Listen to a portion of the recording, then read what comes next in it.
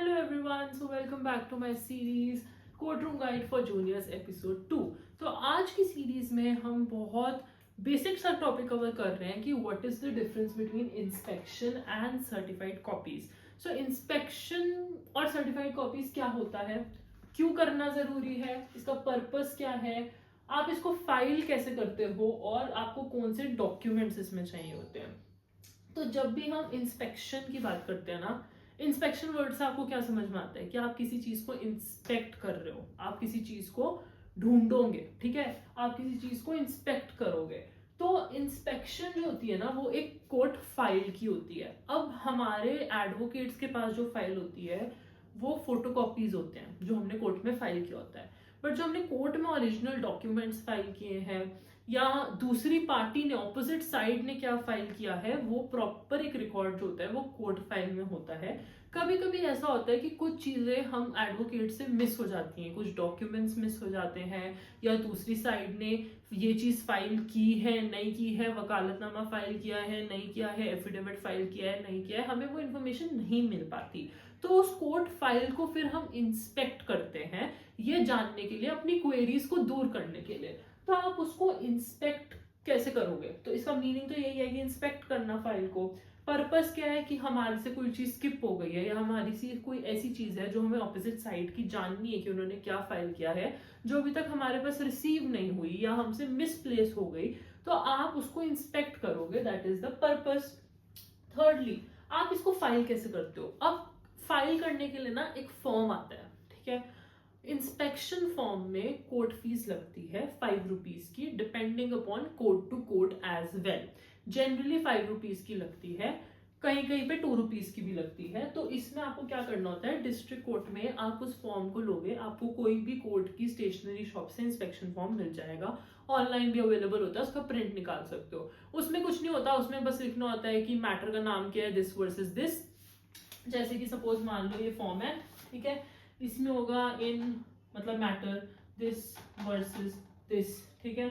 उसके बाद आप किसकी साइड से हो, केस नंबर क्या है, केस नंबर क्या है, आप किसकी साइड से हो, you are from petitioner side, you are from plaintiff side, defendant की साइड से हो, रिस्पोंडेंट की साइड से हो। किसी किसी केस में बहुत सारे डिफेंडेंट्स होते हैं, 10 डिफेंडेंट है, आप डिफेंडेंट नंबर 5 की तरफ से हो, तो किसकी तरफ से हो, डिफेंडेंट नंबर 5 की तरफ से हो।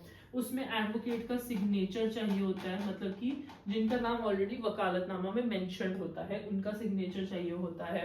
तो ऐसे उसमें बेसिक डिटेल्स देनी होती है, उनका साइन देना होता है, and then you can inspect the file.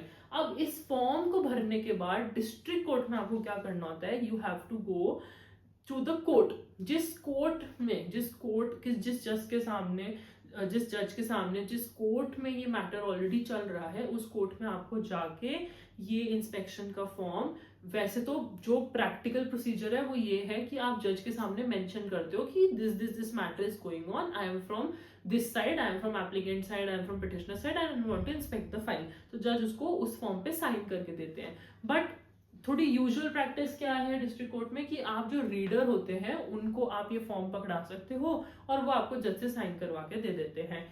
तो जब ये अलाउ हो जाता है उसके बाद आपको अहलमद रूम में जाना पड़ता है जहां पे कोर्ट फाइल्स होती है। फिर अहलमद रूम में आप वो फॉर्म दिखाते हो जहां पे जज के सिग्नेचर होते हैं, स्टैंप होते हैं, मतलब कि जज ने अलाउ कर दिया इंस्पेक्शन। फिर वो आपको कोर्ट फाइल देते हैं और आप वहीं पे बैठ के, you can't use your mobile phones, वहीं पे बैठ के you can only use pencil and paper, आप इंस्पेक्ट करते हो, जो भी आपकी क्वेरीज है आप नोट डाउन कर सकते हो, but you can't use the mobile phone. So that is in district courts. High court में क्या होता है, हाई कोर्ट में इंस्पेक्शन के लिए इंस्पेक्शन काउंटर्स होते हैं।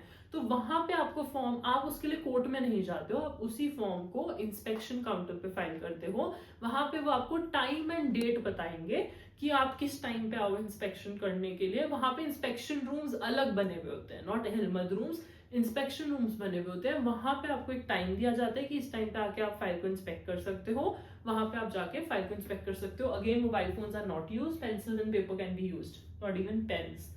सो देन इसमें डॉक्यूमेंट्स क्या चाहिए होते हैं, तो इंस्पेक्शन में यूजुअली वो ये देखते हैं कि जो इंस्पेक्ट करने आ रहा है क्या उसका वकालतनामा पे नाम है या नहीं है, वो उस केस में एडवोकेट है या नहीं है। आपका आईडी, मतलब कि आपकी एनरोलमेंट नंबर वाली आईडी भी मांग लेते हैं।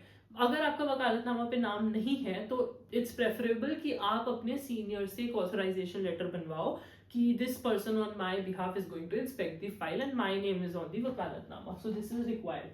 Then coming to certified copies. तो certified copies क्या होती है? सर्टिफाइड कॉपीज मतलब किसी चीज की कॉपी कराना, जेरोक्स काइंड ऑफ, ठीक है.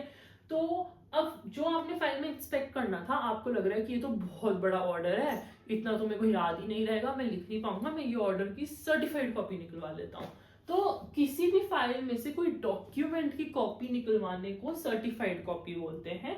अब सर्टिफाइड कॉपी जो होती है ये क्यों चाहिए होती है? सपोज मान लो डिस्ट्रिक्ट कोर्ट में केस चल रहा था, केस जो है वो खत्म हो गया, अब आप उसको चैलेंज करके हाई कोर्ट जा रहे हो. अब उस हाई कोर्ट में आपको उस ऑर्डर को लगाना पड़ेगा जिस ऑर्डर को आप चैलेंज कर रहे हो, बट उस ऑर्डर की आप ऑनलाइन निकली हुई कॉपी नहीं लगा सकते हो, उसकी आपको सर्टिफाइड कॉपी लगानी पड़ती है. तो बहुत सारे डॉक्यूमेंट्स जो दूसरे केसेस में फाइल करने के लिए चाहिए होते हैं या किसी और पर्पस के लिए चाहिए होते हैं, जो कोर्ट फाइल में से आपको चाहिए होते हैं, आप उनको सर्टिफाइड कॉपीज बोलते हो. उसके लिए भी एक फॉर्म निकलता है सर्टिफाइड कॉपीज का.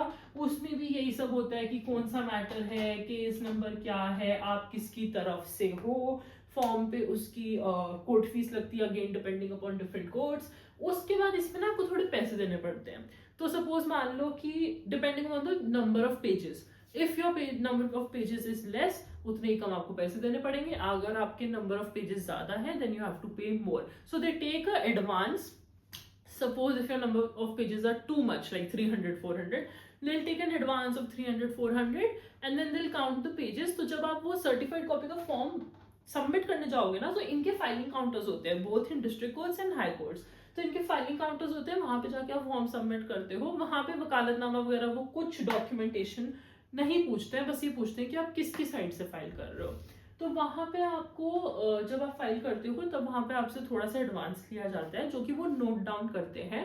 एंड अगर आप जब उसके बाद वो आपको बताएंगे कि 5 दिन बाद, 7 डेज बाद, after how many days you should come and collect the certified copy. तो उसके लिए वो नोट कर लेते हैं कि आपने कितना एडवांस दिया है. And after 5-6 days when you go and collect the copy, जो भी आपका एक्चुअल अमाउंट बनता है, suppose for instance you gave 400 rupees but your actual amount was 300 rupees जो बनना चाहिए था, तो वो आपको 100 रुपीज रिफंड कर देंगे. बट अगर आपने 400 किया और आपका एक्चुअल अमाउंट 800 बन रहा है, then you have to pay more 400 rupees, वरना आपको वो सर्टिफाइड कॉपी नहीं मिलती है. So this is the basic difference between inspection and certified copies. I hope you liked the video.